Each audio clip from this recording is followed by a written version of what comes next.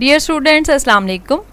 Today is 2nd July 2020, Thursday, and I am your English teacher going to deliver a visual lecture for the glossary, question answers and MCQs of unit number 10, as well as we will revise comprehension number 7 from grammar and composition. My lecture is for 9th P1 and 1, boys and girls.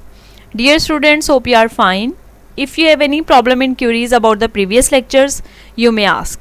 As you know students, we have started our summer vacation homework from the textbook as well as grammar and composition and completed the reading translation and word sentences of unit number 10, drug addiction, manshiyat ki aadat. The lesson is about the dangers of drugs and the benefits of rehabilitation centers. As we read in the lesson that the lesson conveys a message that we should not be drug addicted. We should also stop others to use drugs, as well as we can help them by making them aware of dangers of drug addiction. I hope students you have learnt your word sentences very well. I have sent you an image of sentence making yesterday. If there is any problem related to that image, you can ask. So let's move to the theme of the unit number 10. Theme जैसा कि आपको पता है reading translation के and पे जो है वो आपकी टेक्स्ट बुक पे गिवन है. थीम हम लेसन के इंट्रो में भी देख लेते हैं. इसकी रीडिंग ट्रांसलेशन करते हुए भी हम जो है वो काफ़ी हद तक थीम को डिस्कस कर लेते हैं. थीम जो है मरकज़ी ख्याल जो कि उस लेसन में जो मैसेज कन्वे किया गया है सिलेबस में उस लेसन को शामिल करने का जो मकसद होता है उसको हम जो है वो थीम कहते हैं. ठीक है. थीम में जैसे कि हमने देखा है कि the theme revolves around the harmful effects of drug addiction. इस सबक का जो मरकज़ी ख्याल है वो मंशियात की आदत के जो हार्मफुल इफ़ेक्ट्स यानी कि नुकसानदेह असरात हैं उनके गिर्द घूमता है.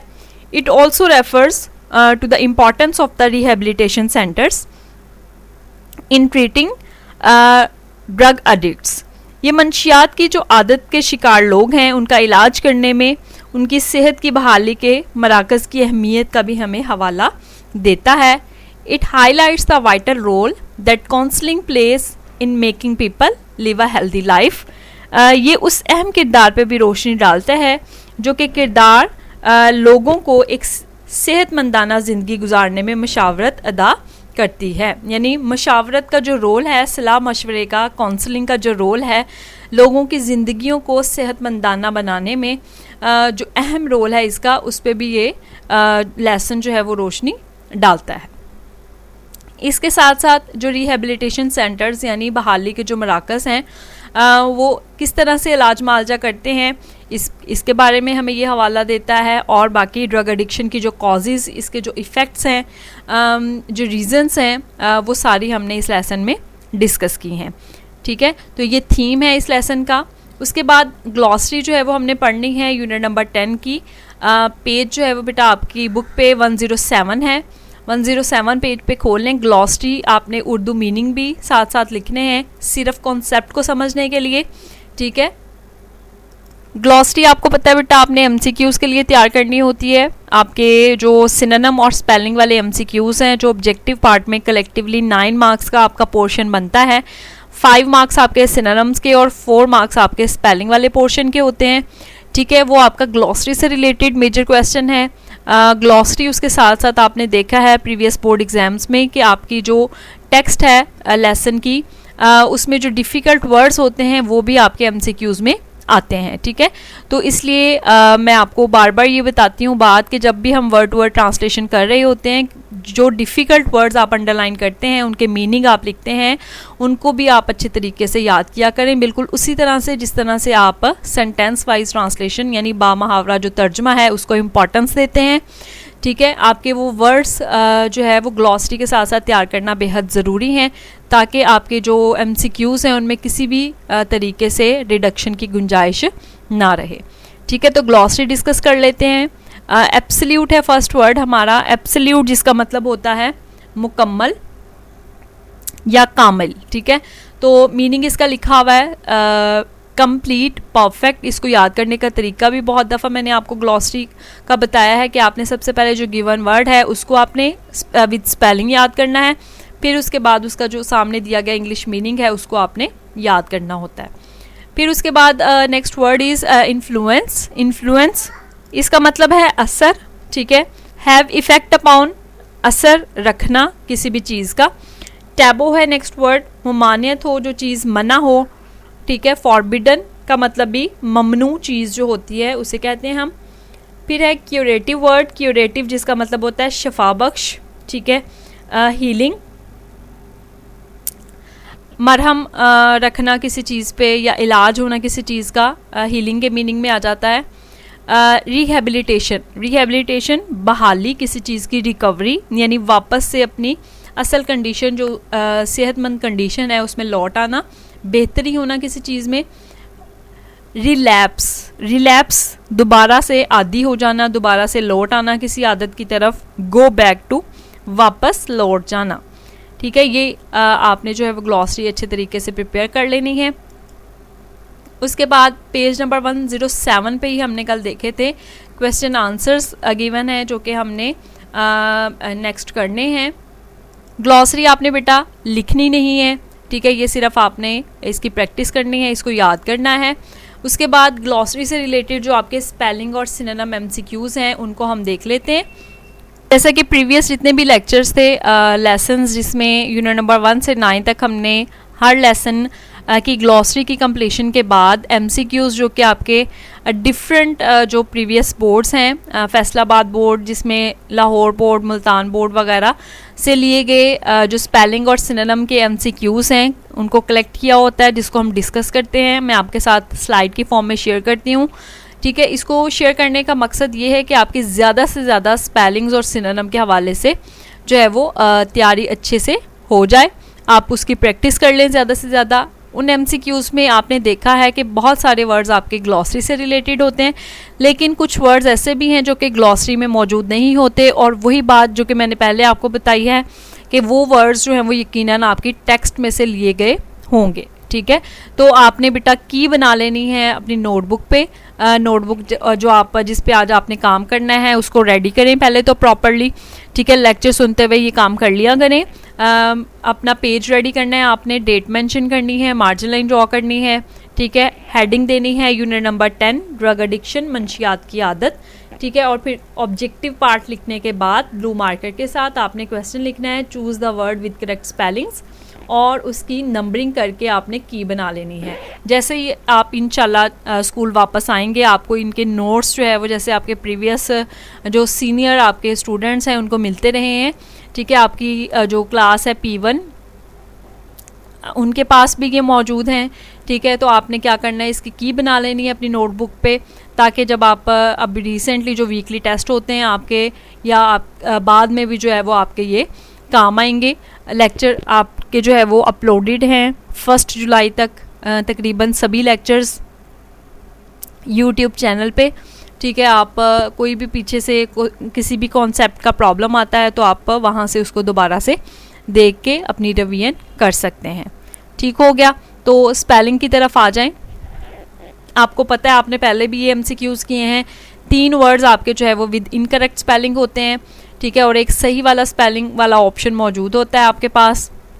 फर्स्ट आपका वर्ड है एडिक्शन। एडिक्शन जिसका मतलब होता है आदत या लत जिसे हम कहते हैं, ठीक है। बुरी आदत के लिए वैसे मोस्टली हम ये वर्ड यूज़ करते हैं एडिक्शन का। इसमें आप के जो सही स्पेलिंग वाला वर्ड है वो आप देख रहे हैं ए ऑप्शन में, ADDICTION, एडिक्शन। की बनाते जाएं साथ साथ। फर्स्ट का ए ऑप्शन ठीक है। उसके बाद है वर्ड डेंजरस। डेंजरस जिसका मतलब होता है नुकसानदेह, बहुत ज़्यादा ख़तरनाक जिसे हम कहते हैं, ठीक है। तो इसके स्पेलिंग जो है वो आप देख लें अपने पास ऑप्शन में BDANGEROUS, डेंजरस, बी ऑप्शन ठीक है आपका। फिर है अगला वर्ड आपका डिपेंडेंस। डिपेंडेंस जिसका मतलब होता है इन्हसार करना। सी ऑप्शन में देखें आप DEPENDENCE, डिपेंडेंस, ठीक है। डिपेंडेंस इन्हसार करना। थर्ड का सी ऑप्शन ठीक है आपके पास। फिर उसके बाद है आपका वर्ड सब्सटेंस, मवाद जिसका मतलब होता है, ठीक है। तो इसके लिए आप जो है वो ऑप्शन देखें डी ऑप्शन SUBSTANCE, सब्सटेंस, ठीक है। ये आपने ठीक कर लेना है, डी ऑप्शन, फोर्थ का डी ऑप्शन ठीक करना है। फिफ्थ वर्ड है आपका एब्सोल्यूट, एब्सोल्यूट जिसका मतलब होता है मुकम्मल, ठीक है। ए ऑप्शन देखें, ABSOLUTE एब्सोल्यूट वर्ड। उसके बाद नेक्स्ट वर्ड है डिस्टर्बेंस, डिस्टर्बेंस जिसका मतलब होता है खलल, ठीक है, या फिर खराबी भी हम कह सकते हैं डिस्टर्बेंस को। इसके स्पेलिंग जो है वो ऑप्शन में देखें, बी में DISTURBANCE, बी ऑप्शन डिस्टर्बेंस, 6 का आपने टिक कर लेना है। फिर है नेक्स्ट वर्ड एनवायरमेंटल, एनवायरमेंटल जिसका मतलब होता है माहौलियाती, ठीक है, तो सी ऑप्शन इसका ENVIRONMENTAL, एनवायरमेंटल, माहौलियाती, सी ऑप्शन 7 का ठीक करना है आपने। फिर है अगला वर्ड आपका बेटा इन्फ्लुएंस, इन्फ्लुएंस जिसका मतलब होता है असर होना, असरअंदाज होना किसी का, ठीक है, तो इसमें आप डी ऑप्शन जो है वो ठीक करेंगे, INFLUENCE, इन्फ्लुएंस, ठीक है, डी ऑप्शन आपका बेटा ठीक है। फिर उसके बाद नेक्स्ट वर्ड है हमारा डोमेस्टिक, डोमेस्टिक जिसका मतलब होता है घरेलू, घरेलू जो है आप स्पेलिंग इसके अगर देखें 9th में तो आपके पास जो है वो ऑप्शन ए जो है वो ठीक है, DOMESTIC, domestic word. The next word is experiment, experiment जिसका मतलब होता है तजर्बा, ठीक है, तजर्बा। इसमें आप स्पेलिंग जो है वो देखें बी ऑप्शन में, एक्सपेरिमेंट के स्पेलिंग EXPERIMENT, एक्सपेरिमेंट। 10 का बी टिक कर लेना है आपने, 10 का, ठीक है। फिर है अगला वर्ड एडवेंचर, एडवेंचर जिसका मतलब होता है मुहिम, ठीक है, एडवेंचर के लिए आपने जो है वो स्पेलिंग देखें, सी ऑप्शन में ADVENTURE, एडवेंचर, सी ऑप्शन 11 का ठीक करना है आपने। फिर अगला वर्ड है हमारे पास डिससेटिस्फाइड, डिससेटिस्फाइड जिसका मतलब होता है गैर मुतमईन, ठीक है, इसके लिए स्पेलिंग जो है वो आपने ठीक करने हैं आपके बी ऑप्शन में, डी आपका जो ऑप्शन है DISSATISFIED, डिससेटिस्फाइड, डी ऑप्शन आपका जो है वो ठीक है, 12 का डी ऑप्शन। फिर उसके बाद है नेक्स्ट वर्ड 13 डिसकॉन्टेंटेड, डिसकॉन्टेंटेड आपका मतलब जिस वर्ड का है गैर मुतमईन, स्पेलिंग इसके देखें DISCONTENTED, डिसकॉन्टेंटेड। 13 का ए ऑप्शन जो है वो ठीक है, डिसकॉन्टेंटेड। उसके बाद 14 वर्ड देखें, रिस्पॉन्सिबिलिटी है वर्ड, जिम्मेदारी जिसका मतलब होता है, ठीक है, तो इसमें ऑप्शन जो है वो आपने बी वाला जो है RESPONSIBILITY, रिस्पॉन्सिबिलिटी, 14 का बी ऑप्शन जो है वो आपने ठीक करना है।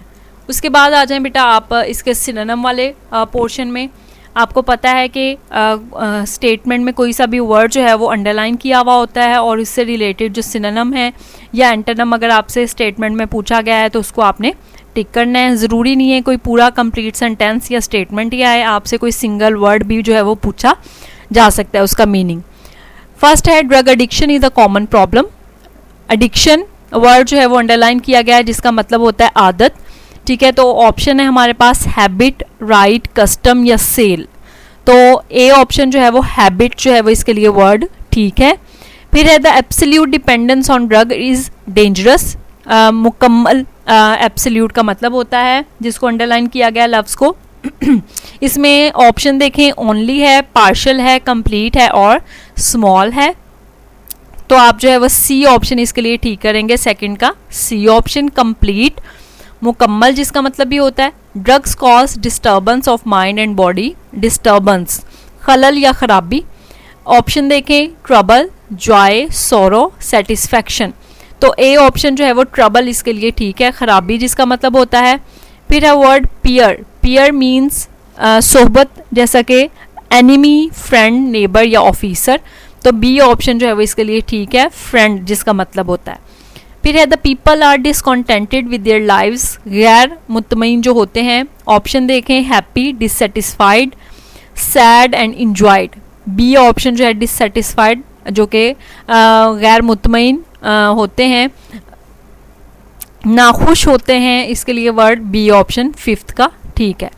People resort to drug addiction, मुब्तला हो जाना किसी में, रिकोर्स टू हेट, लव और यूज टू। ठीक है, तो आप जो है वो इसके लिए वर्ड डी वाला जो ऑप्शन है यूज टू ये ठीक करेंगे। 6 का मैयर मीन्स, मैयर जिसका मतलब होता है प्लान, हेल्प, पॉलिसी या डिवाइस। मैयर ऑप्शन है जो है वो हमारे पास, उसमें से आप कदम इसका मतलब होता है एक्चुअली, तो बी ऑप्शन आपने इसका ठीक करना है स्टेप। ठीक है, टेक्स्ट में इसके लिए जो वर्ड स्टेप, मैयर, कदम सही लिया गया है। चैप्टर में रिहेबिलिटेशन मीन्स, रिहेबिलिटेशन बहाली का मतलब होता है। ऑप्शन देखें हैबिट, प्ले, गेम या रिस्टोरेशन। डी ऑप्शन इसके लिए जो ठीक है रिस्टोरेशन यानी बहाली, किसी चीज़ का वापस अपनी असली हालत में आ जाना, ठीक हालत में आ जाना। People consider it a taboo to share their problem with others, लोग जो है वो ममनू समझते हैं अपनी मसाइल जो है वो दूसरों के साथ डिस्कस करना। तो ऑप्शन है टैबू के लिए A option prohibition, good, weakness और सक्सेस। ठीक है, तो इसमें हम जो है वो हम देखते हैं ऑप्शन में कि प्रोहिबिशन जो वर्ड है ममनू जिसका मतलब है, ए वाला ऑप्शन ये ठीक है। ये एमसीक्यूज थे स्पेलिंग और सिनोनिम के, जिसको आपने अच्छे तरीके से प्रैक्टिस कर लेनी है, जिनकी इनको तैयार कर लेना है। इसके साथ साथ क्वेश्चन आंसर्स हैं। अभी तक जो लेक्चर में हमने ग्लॉसरी की है या एमसीक्यूज़ किए हैं, इनको आपने लिखना नहीं है, सिर्फ और सिर्फ जो है वो की बनानी थी आपने एमसीक्यूज़ की, और क्वेश्चन आंसर्स जो है वो बेटा आपने अपनी नोटबुक में लिख लेने हैं। जैसे कि आपको पता है नोटबुक आप कैसे रेडी करते हैं। क्वेश्चन आंसर चैप्टर के जो है वो बहुत ज़्यादा इंपॉर्टेंट हैं। आपके प्रीवियस पेपर आप सर्च करके फैसलाबाद बोर्ड के देख सकते हैं, उनमें काफ़ी दफ़ा जो है वो इसका पैराग्राफ इस लेसन का, जैसे कि मैंने आपको बताया था, और क्वेश्चन आंसर जो है वो रिपीट होते हैं। तो फर्स्ट क्वेश्चन देखें, what are the effects of drug addiction, जो नशे की आदत है उसके क्या असरात होते हैं। आंसर है कोशिश किया करें कि अगर आप कहीं भी और से क्वेश्चन आंसर्स कर रहे हैं, लाइक किसी और हेल्पिंग बुक से या नोट से, तो आपका जो मटेरियल है वो टेक्स्ट जो है वो आपका जो लेसन का टेक्स्ट है उससे रिलेटेड हो। ठीक है, यानी वही लाइंस वही सेंटेंसेस आप यूज़ करने की कोशिश किया करें। ये एक चेकर पे एक अच्छा इम्पैक्ट होता है, मैंने कई दफ़ा आपको ये वाली बात बताई है। Long term use of drugs causes permanent mental and physical sickness. The more dangerous a substance is use the more risky it becomes. लंबे अरसे तक मंशियात का इस्तेमाल जो है वो मुस्तकिल जहनी और जिस्मानी बीमारी की वजह बनता है। जितना ज़्यादा जो है वो ख़तरनाक मवाद इस्तेमाल किया जाता है, उतना ही ज़्यादा ये ख़तरनाक या ख़तरे का बाइस बन जाता है। ठीक है, तो ये नोट्स जो हैं वो P1 के पास चाहे मौजूद भी हैं, फिर भी उन्होंने इसको नोटबुक पे लिखना है। क्वेश्चन नंबर 2 देखें, what are the causes of drug addiction, के क्या वजूहात हैं ड्रग एडिक्शन की जो सबसे ज़्यादा प्रॉब्लम करते हैं स्टूडेंट्स आंसर लिखते हुए। टेस्ट में या फेजेस में मैंने देखा है वो इन दो क्वेश्चंस को मिक्स कर देते हैं, यानी कि इफ़ेक्ट्स पूछे जाते हैं आपसे, आप कॉजेज़ लिख देते हैं, कॉजेज़ पूछी जाती हैं, आप इफ़ेक्ट्स लिख देते हैं। तो ये बहुत ही ज़्यादा क्लियर डिफरेंस है, इसको आप समझ लें। ये क्वेश्चन आप बिल्कुल भी गड़बड़ नहीं करेंगे क्योंकि ये बहुत इंपॉर्टेंट है क्वेश्चन। इफ़ेक्ट्स होते हैं असरात जो होते हैं कि ड्रग एडिक्शन करने के बाद जो असर आपकी सेहत पे हुआ है वो क्या है, और कॉजेज़ होती हैं कि वजूहात क्या थी ड्रग एडिक्शन में मुब्तला होने की। ठीक है, तो इन दोनों को प्रिसाइज वे में जो है वो आप याद रखें। Drug addiction is caused by environmental factors, जो नशे की आदत है वो माहौलियाती अवामिल की वजह से होती है। Few important factors that may cause drug addiction are bad peer influence and trouble domestic background. जो चंद अहम अनासर हैं जो कि मोस्टली वजह बनते हैं ड्रग एडिक्शन की, नशे की आदत की, वो कौन सी हैं? बुरी सोहबत का असर यानी बुरे दोस्तों का असर, और ख़राब घरेलू पसे मंज़र यानी घर में लड़ाई झगड़ा या कोई भी और issues. Social issues are also cause of drug addiction, जो सोशल इश्यूज़ हैं मसाइल हैं बाकी समाजी, वो भी ड्रग एडिक्शन की वजह बन सकते हैं। लाइक इग्नोरेंस, या जहाँ पे वो पढ़ता है या काम करता है पर्सन, वहाँ पे उसको वैल्यू अगर ना मिले तो ये भी कॉजेज़ बन सकती हैं ड्रग एडिक्शन की। क्वेश्चन नंबर 3 देखें, what important role do rehabilitation centres play to control drug addiction. कौन से अहम जो किरदार अदा करते हैं बहाली के जो मराकज़ नशे की आदत को काबू में रखने के लिए। Rehabilitation centres play an important role in controlling drug addiction by providing complete medical support and guidance. बहाली के मराकज़ नशे की आदत को काबू में रखने के लिए निहायत किरदार अदा करते हैं। एक तो कंप्लीट यानी मुकम्मल तिब्बी मदद और जो मावनत है उसको मुहैया करके, ठीक है, ये और इसके साथ साथ जो है वो ट्रीटमेंट और जितने भी इलाज हैं ड्रग एडिक्ट्स के उसमें जो है वो बहुत ज़्यादा हेल्प आउट करते हैं। क्वेश्चन नंबर 4 है, what is the role of counselling in preventing drug addiction? कि जो सलाह मशवरा या मशावरत का अमल है वो नशे की आदत को रोकने में कितना अहम किरदार अदा करता है। आंसर देखें इसका, the role of counselling in preventing drug addiction is very vital. मशावरत का जो किरदार है वो नशे की आदत को रोकने में निहायत अहम है। The sooner it is done the better it is for the victim. जितना जल्दी ये हो जाए उतना ही नशे के आदी के लिए बेहतर है। जिन स्टूडेंट्स को ज़्यादा लंबा क्वेश्चन याद नहीं करना वो सिर्फ इतना क्वेश्चन भी इसका आंसर भी याद कर सकते हैं, लेकिन कोशिश करें कि इसको कंप्लीट कर लें। It must be continued after the rehabilitation of the drug addict to be safe from the dangers of relapse. It must be continued, इसको जारी रहना चाहिए यानी काउंसलिंग के प्रोसेस को। After the rehabilitation of drug addicts, नशे के आदी की बहाली के बाद भी। टू बी सेफ, ताकि बचा जाए from the dangers of relapse, दोबारा से वापस उसी आदत पे लौट आने के खतरात की वजह से, यानी कि नशे की जो आदत है वो दोबारा से वापस ना आ जाए, इस ख़तरे से बचने के लिए जो सलाह मशवरे का अमल है वो जारी रखना चाहिए। क्वेश्चन नंबर 5 देखें, why do families feel reluctant to take the drug victims to drug rehabilitation centres? जो ख़ानदान वाले हैं वो ड्रग विक्टिम्स को के लिए जो है वो रिलक्टेंट क्यों होते हैं, यानी कि वो पीछे क्यों हटते हैं या बुरा क्यों महसूस करते हैं नशे के आदियों को रिहेबिलिटेशन सेंटर्स में ले जाने के लिए? The families feel reluctant to do so, वो ऐसा करने में शर्मिंदगी महसूस करते हैं because of the fear of being declared an outcast, कि कहीं वो अछूत करार ना दिए जाएं। फैमिलीज कंसीडर इट टैबू, जो घर वाले हैं वो इस चीज़ को ममनू समझते हैं। एंड फील एम्बैरेस्ड, और शर्मिंदगी महसूस करते हैं टू टॉक अबाउट इट, इसके बारे में बात करने में। हालांकि बाकी दीगर जो डिजीज़ हैं, दीगर जो बीमारियां हैं, उनकी तरह से ये भी एक डिज़ीज़ ही कंसीडर की जाती है, लेकिन हमारी सोसाइटी में ऐसा बिल्कुल भी नहीं है। इसको बिल्कुल एक ममनू और शर्मिंदगी का बाइस जो है वो समझा जाता है, जिसकी वजह से टाइमली जो है वो ट्रीटमेंट इसका नहीं किया जाता। और टाइमली ट्रीटमेंट तो दूर, इनको जो है वो बीमारी समझ के किसी हॉस्पिटल यानी रिहेबिलिटेशन सेंटर्स में भी नहीं ले जाया जाता, ठीक है, जिसकी वजह से जो है वो एडिक्ट जो है वो अपनी मौत खुद ही मर जाते हैं। ग्रामर एंड कंपोजिशन का काम हम इसके साथ साथ कर रहे थे।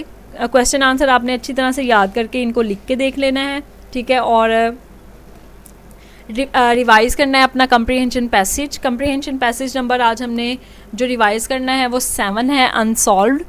इसको सॉल्व करने का तरीका मैंने आपको बता दिया हुआ है कि आपने पैराग्राफ को ध्यान से पढ़ना होता है, फिर क्वेश्चंस को आपने रीड आउट करना है, उसको अंडरस्टैंड करना है कि क्वेश्चन में पूछा क्या गया है आपसे।